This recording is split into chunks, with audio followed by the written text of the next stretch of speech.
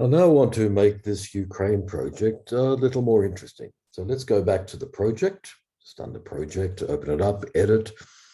We've got the source language, target language, that's fine. Um, and we go down to all the options, right? Now, under machine translation, we're going to select a machine translation engine. The one we've got available is MemSource Translate, which actually rides on a whole series of other MTs that are publicly available. And we've selected that, and we've got the same TM as before. All right. Okay, so we'll save those settings, go back to the project, and we'll open the job, actually a new job that I've got here, text D, which is a bit more complex than the things that we've been doing so far. Now, when we open this job, we can see that it looks exactly like what we had before, except when we press in there, up comes a machine translation option. In fact, two of them, okay? And we would click on the one that's the highest percentage.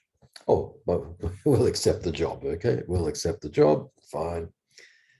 And we'll start bringing in that MT suggestion, all right? We're not doing translation memory here. We're going to be doing some post-editing.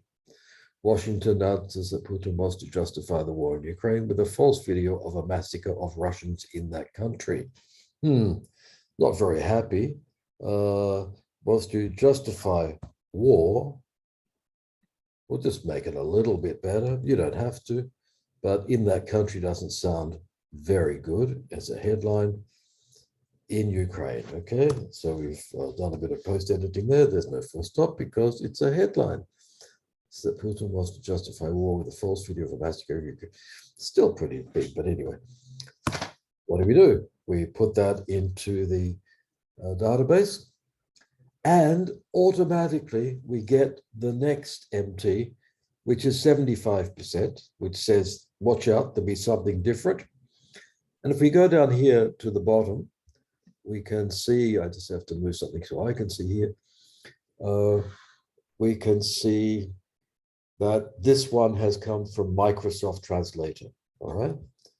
This one up the top here, the one that we selected, this one, we've selected it. This one was from Microsoft Translator as well, okay?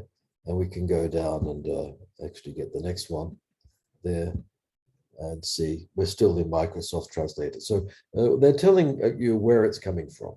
Now, let's get back to this. The whole plan has dimensions typical of a film. The whole plan is straight out of a film. Yeah, let's make it a bit more colloquial. A film with Western military actors. Okay. Con actores, yeah, it's with Western actors and military material. Western actors, right? Sorry about this messing around. You see, it was 75%. It's a bit of messing around with Western actors, military material, and images of explosions and corpses. I don't know if you can have an image of explosions. All right, okay, we'll keep it like that. All right, that's good. We go down and we've got the next MT segment. Okay, here we've got the Vladimir Putin that we talked about before, but you can see that the machine translation has automatically brought across the tags. So that's good.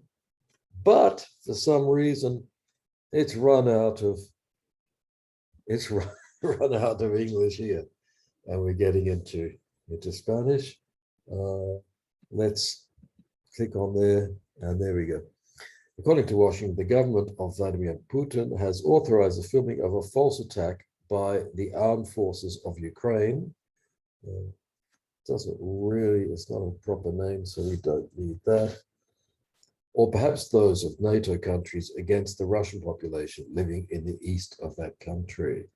Oh, what exciting times we live in, eh? That's okay. And I forgot to say this was okay too. All right. And you can start to look at the bottom at what that is like. You can see that the bold text has been reproduced. The Vladimir Putin has the link, and it looks okay. All right. So that's how we translate in MemSource using machine translation. The thing is, when you do another text here on this topic using some of these sentences, you will be using both the translation memory and the machine translation feed. And we'll take a look at that in just a minute.